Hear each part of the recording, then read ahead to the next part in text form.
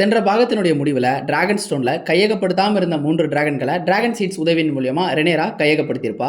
இதனால Hugh, half மற்றும் Adam இவங்க 3 பேருக்கும் ஒவ்வொரு டிராகன்கள் கிடைச்சிருக்கும். ரெனேராவுடைய அந்த டிராகன்களின் எண்ணிக்கை பலமும் அதிகரிச்சிருக்கும். ரெனேராவை யுத்த காலத்துல வீழ்த்த முடியாது அப்படிங்கறத புரிஞ்சுக்கிற ஆலிசன்ட் அவகிட்ட ரகசியமா டிராகன் ஸ்டோனுக்கு வந்து ஒரு உடன்படிக்கை ஏற்படுத்தியிருப்பா. ஆலிசன்ட் கிங்ஸ் லேண்டிங்கை ரெனேரா கிட்ட ஒப்படைக்க தயார் அப்படின்னும் அதுக்கு பிராயச்சித்தமா தன்னையும் தன் மகளான ஹெலினா மற்றும் அவளுடைய மகளான ஜெஹரா இந்த 3 உயிர்களையும் அவ விட்டுடணும் அப்படின்னு வேண்டியிருப்பா.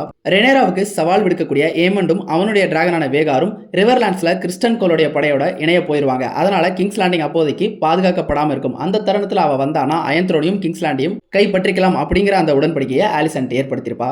அதே நேரம் ரூக்ஸ்ட்ரெஸ் யுத்தத்துல கடுமையா காயமடைஞ்சிருந்த ஏகான் லாரிஸ்ட்ராங்கனுடைய உதவியின் மூலியமா ரகசியமா நகரத்தை விட்டு தப்பிச்சு போயிருப்பான். இன்னொரு புறம் ரிவர்லாண்ட்ஸ்ல பலவிதமான போராட்டங்களுக்கு பிறகு அங்க இருக்கக்கூடிய அந்த ரிவர்லார்ட்ஸ் எல்லாருமே ஒன்றுபடுத்தி டேமன் ஒரு பெரிய படையை திரட்டியிருப்பான். படையை திரட்டினது மட்டும் இல்லாம அது வரைக்கும் குழப்பத்துல இருந்த டேமன் முழுமனதா ரெனேராவை தன்னுடைய அரசியா ஏத்துக்கிட்டு அவளுக்கு தன்னுடைய விசுவாசத்தையும் தெரிவிச்சிருப்பான். இறுதியா டைலன் லானிஸ்டர் மற்றும் ஷெரக்கா லோஹரனுடைய தலைமையிலான அந்த ட்ரையார்கி கப்பல் படை நம்ம கோர்லிஸ் வலாரனுடைய அந்த ஃபிளீட்டை நோக்கி கல்லட் தடுப்பணையை நோக்கி போய்கிட்டு இருந்தாங்க. இந்த தருணத்துல தான் நமக்கு சீசன் 3 முதல் எபிசோட் தொடங்குது.